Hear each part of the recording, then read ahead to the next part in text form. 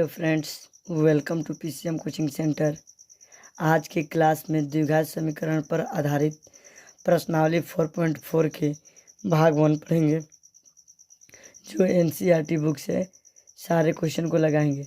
तो भाग 1 में दोस्तों क्वेश्चन नंबर 1 और 2 को बताऊंगा। तो चलिए दोस्तों क्वेश्चन नंबर 1 और 2 को लिखते हैं और फिर उसको लगाते हैं।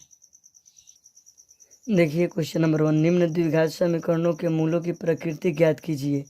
यदि मूलों का अस्तित्व हो तो उन्हें ज्ञात कीजिए। ठीक है दोस्तों, तो पहले मूल का प्रकृति ज्ञात करने से पहले इसका अस्तित्व। तो चलिए दोस्तों, इसका अस्तित्व और प्रकृति कैसा होता है वो आपका पहले इसका बेसिक बता देता हूँ। थोड़ा यहीं साइड में बेसिक आपको बता देता हूँ, फिर इसके 4 प्रश्न हैं, चारों को बारी बारी से लगाएंगे पहला क्वेश्चन का। तो चलिए पहले बेसिक बताता हूँ। देखिए बेसिक, देखिए दोस्तों हम विवेचक, पहले विवेचक बताते हैं। b² minus 4ac greater then, अगर 0 रहेगा तो ये तो विवेचक का मान है। अगर मतलब कि d का मान 0 से बड़ा रहता है तो मूल की प्रकृति हमारा क्या होती है दोस्तों? वास्तविक एवं असमान होती है। ठीक है दोस्तों, असमान। ठीक है, ये विवेचक लिख दीजिए यहाँ पर, विवेचक। ये मूल की प्रकृति हुई, मूल की प्रकृति। ठीक है दोस्तों, अब देखिए उसके बाद से अगर तो ये हो गया पहला कंडीशन, फिर कंडीशन हमारा आता है b² माइनस 4ac बराबर 0। तो हमारा मूल क्या होता है? मूलों की प्रकृति क्या होगी? वास्तविक एवं समान होगी। ठीक है दोस्तों, वास्तविक एवं समान होगी। उसके बाद से देखिए तीसरा कंडीशन, देखिए दोस्तों, b² minus 4ac less than 0, मतलब का d का मान 0 से छोटा होता है। तो उस स्थिति में क्या होता है दोस्तों? हमारा वास्तविक मूल नहीं है, वास्तविक मूल नहीं। ठीक है दोस्तों, वास्तविक मूल नहीं होता है। अब देखिए दोस्तों चौथा कंडीशन हमारा क्या होता है? b² माइनस 4ac एक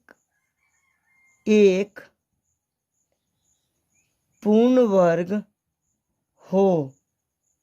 ठीक है दोस्तों, b² माइनस 4ac एक पूर्ण वर्ग हो तो हमारा मूलों की प्रकृति क्या होता है? परिमेय संख्या होती है। ठीक है दोस्तों, परिमेय संख्या। उसके बाद से देखिए b² माइनस 4ac एक पूर्ण वर्ग न हो। अगर पूर्ण वर्ग नहीं होती है दोस्तों तो हमारा मूलों की प्रकृति अपरिमेय संख्या होती है, अपरिमेय संख्या। ठीक है दोस्तों, तो इस तरह हम प्रकृति, अगर d का मान हमारा आता है द्विघात समीकरण का, तो पहले d का मान ज्ञात करते हैं। अगर d का मान अगर 0 के बड़ा आएगा तो ये मूलों की प्रकृति होगी। d के बराबर आता है, d बराबर 0 आता है तो ये मूलों की प्रकृति होगी।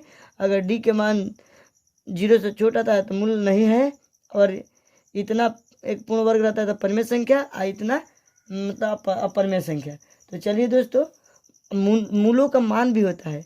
इसके लिए मूलों का मान क्या हो जाएगा दोस्तों? यहाँ पर आपको बता देता हूँ। ये विवेचक, ये मूलों की प्रकृति। ये अगर ये मूल रहेगा तो इसका देखिए ये भी बता देता हूँ। मूलों का मान हमारा क्या होता है दोस्तों? अगर ये रहता है ना, अगर d का मान 0 से बड़ा रहता है तो मूलों का मान हमारा होता है -b plus minus √b² minus 4ac बटा में 2a होता है। ठीक है दोस्तों, ये सूत्र होता है। उसके बाद से देखिए दोस्तों, अगर ये रहता है d बराबर 0 रहता है तो मूलों का मान क्या होता है? -b/2a अल्फा का मान, अब बीटा का भी मान -b/2a होता है। ठीक है दोस्तों, अगर 0 से छोटा रहता है d का मान तो हमारा मान होता है दोस्तों वास्तविक मूल। तो वास्तविक मान नहीं होता है, क्या होता है? वास्तविक मान नहीं। ठीक है दोस्तों, अब देखिए अगर ये पूर्ण वर्ग नहीं होता है तो इसका परिमेय मान आता है। क्या आता है दोस्तों? परिमेय मान आता है। अब फिर ये देखिए अगर ये पूर्ण वर्ग नहीं रहता है तो इसका अपरिमेय मान आता है। ठीक है ना दोस्तों, अपरिमेय। तो मैंने इसका बेसिक आपको बता दिया इस चैप्टर का। अब इसी बेसिक पर सारा क्वेश्चन लग जाएंगे। तो चलिए क्वेश्चन नंबर 1 का पहला क्वेश्चन को लिखते हैं और फिर उसको लगाते हैं। देखिए पहला क्वेश्चन 2x² - 3x + 5 = 0। तो देखिए दोस्तों इस तरह हमको पता कैसे चलेगा कि ये वास्तविक होगा, का समान होगा। तो पहले d बराबर हम चेक करते हैं, d बराबर b² - 4ac। तो d का मान देखते हैं इस क्वेश्चन से क्या होगा दोस्तों। यहाँ पर a का मान 2 है, b का मान -3 है, c का मान 5 है। ठीक है दोस्तों, आप इसको साइड में लिख भी सकते हैं या इसी तरह भी डाल सकते हैं। b का मान -3² -4, a का मान क्या है 2 गुना c का मान 5। अब देखिए दोस्तों 3 का 9 माइनस 4 दूनी 8, 8 × 5 = 40 बराबर ये दोस्तों क्या हुआ -31। तो अब देखिए दोस्तों 0 से ये d का मान 0 से छोटा है, तो 0 से d का मान छोटा है ना दोस्तों। तो हम क्या लिखेंगे दोस्तों, देखिए 0 से ये छोटा मान है तो हम लिखेंगे वास्तविक मूल नहीं है। चलिए तो लिख देता हूं, अतः वास्तविक मूल्य नहीं है। ठीक है दोस्तों, ये पहला क्वेश्चन हो गया। चलिए अब इसका दूसरा क्वेश्चन लगाते हैं दोस्तों। Question number 2 3x² - 4 √3x + 4 = 0। चलिए दोस्तों पहले इसका अस्तित्व चेक करते हैं, उसके बाद से इसकी प्रकृति को लिखेंगे और फिर अगर अस्तित्व में रहता है तो मूल भी ज्ञात करने को लिए बोला है सवाल में। तो चलिए इसको तीनों काम कर लेते हैं। देखिए पहले इसकी प्रकृति चेक, मूल अस्तित्व चेक करते हैं। चलिए a बराबर 3, b बराबर -4 √3, c बराबर 4। तो हमारा होता है d बराबर b² - 4ac। तो b का मान दिया है -4 √3 का स्क्वायर -4, a का मान 3 × c का मान 4। अब देखिए दोस्तों 4 चौका 16, 3 का 9, 9 का वर्गमूल क्या होगा 3, तो 3 16 3 48 हो जाएगा। इसका हल करेंगे तो ये 4 3 12 बर चौक 48 बराबर 0। 48 में 48 घटेगा तो 0 हो जाएगा, यानी कि d बराबर 0 हो गया। तो जब d बराबर 0 होता है तो मूल का अस्तित्व होता है दोस्तों। तो मूल की प्रकृति क्या होगी, तो हम लिखेंगे अतः मूल वास्तविक एवं समान होगा। जब मूल वास्तविक और समान होगा तो अल्फा बराबर बीटा बराबर एक सूत्र होता है दोस्तों। t बराबर जब 0 होता है तो मूलों का मान होता है -b/2 है। तो चलिए दोस्तों -b, तो माइनस तो ये सूत्र हो गया। b का मान क्या है दोस्तों -4 √3 बट्टा में 2 × a का मान 3 है। ठीक है दोस्तों, अब चलिए इसको हल कर लेता हूँ। माइनस माइनस प्लस 4 √3 अब बट्टा में 2 गुना 3।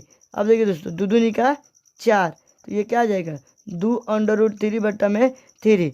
अल्फ़ा और बीटा का मान यही आएगा। तो हम इसको दो मूल हम लिख सकते हैं, अल्फ़ा बराबर 2 √3/3 और फिर बीटा बराबर हम लिख सकते हैं दोस्तों 2 √3/3, क्योंकि ये दोनों मूल क्या होता है आपस में समान होते हैं जब डी का मान बराबर होता है। तो चलिए दोस्तों मैंने क्वेश्चन नंबर 2 को लगा दिया। अब चलिए क्वेश्चन नंबर 3 को लगाते हैं दोस्तों। देखिए दोस्तों 2x² - 6x + 3 = 0। चलिए पहले इसका अस्तित्व चेक करते हैं। सोल्यूशन a बराबर 2, b बराबर -6, c बराबर 3। तो हमारा दोस्तों d बराबर b² - 4ac। तो b का मान है -6 का स्क्वायर -4, a का मान 2, 3 c का मान 3। ये 36 -4 दूनी 8 और 3 का 24। 36 में से 24 रहेगा तो 12 बचेगा। ठीक है दोस्तों, यानी कि डी का मान 12 आ गया। तो डी के मान 0 से बड़ा है दोस्तों, 0 से डी का मान बड़ा है। यहाँ कौन सा स्थिति प्रकट हो रहा है दोस्तों, देखिए डी बराबर 12 था ना दोस्तों, यानी कि डी का मान 0 से बड़ा है। तो डी इसको क्या कहते हैं, B square minus 4ac greater than 0। अब बड़ा हो गया तो दोस्तों इस तरह का मूलों का प्रकृति होता था, मूलों का विवेचक होता था, तो हमें कौन सा प्रकृति होता था, तो देखिए इसका प्रकृति वास्तविक और असमान होता है। ठीक है दोस्तों, तो हम लिखेंगे अतः मूल वास्तविक एवं असमान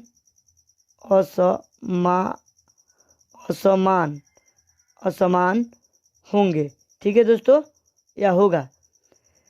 तो जब असमान होगा तो इसके लिए मूलों का मान क्या होता था, अल्फा बराबर बीटा होता था दोस्तों हमारा minus B plus minus under root B square minus 4ac बट्टा में 2a।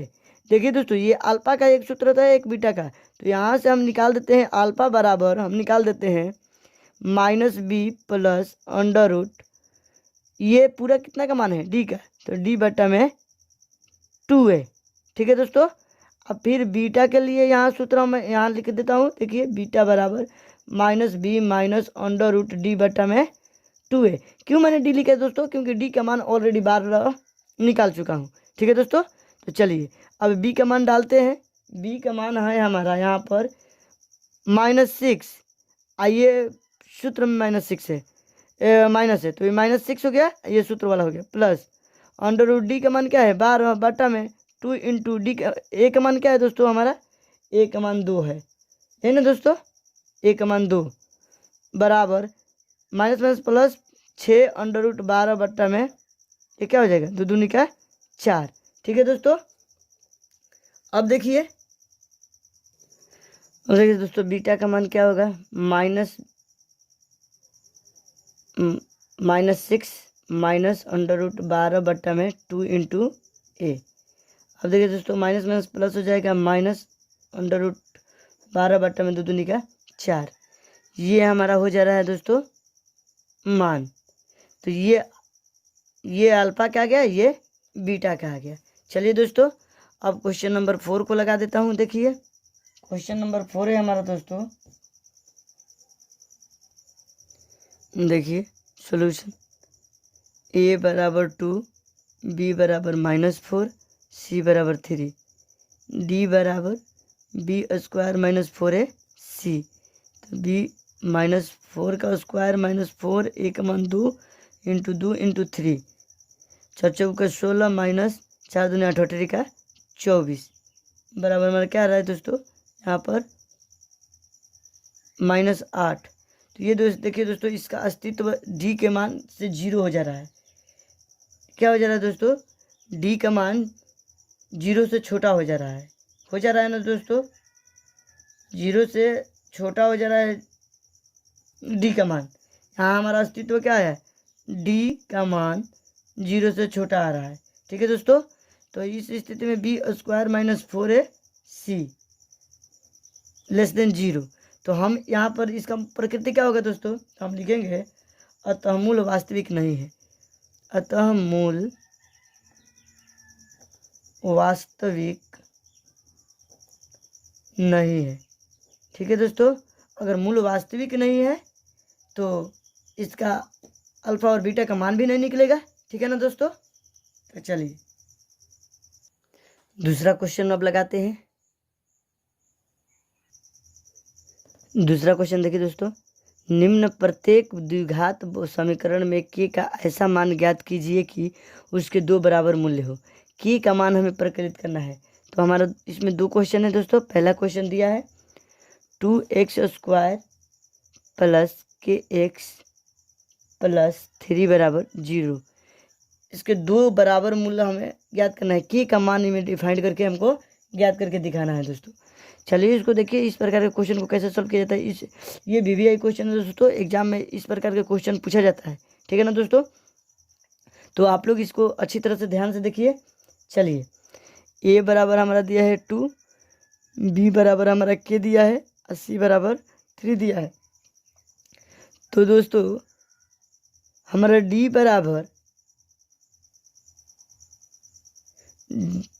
बराबर हमारा क्या होगा दोस्तों, जीरो होगा, जीरो होगा, तभी तो दो मूल बराबर होते हैं। इसी पर ना अल्फा और बीटा का दोनों मान बराबर होता है। तो डी का मान हमारा क्या होता है, बी स्क्वायर माइनस 4ac बराबर जीरो। तो बी का मान क्या है दोस्तों हमारा के, तो के का स्क्वायर माइनस 4, ए का मान है 2 गुना 2 इंटू सी का मान है 3 बराबर जीरो। तो अब देखिए दोस्तों के स्क्वायर माइनस 4 दूनी 8, 8 का 24 बराबर जीरो।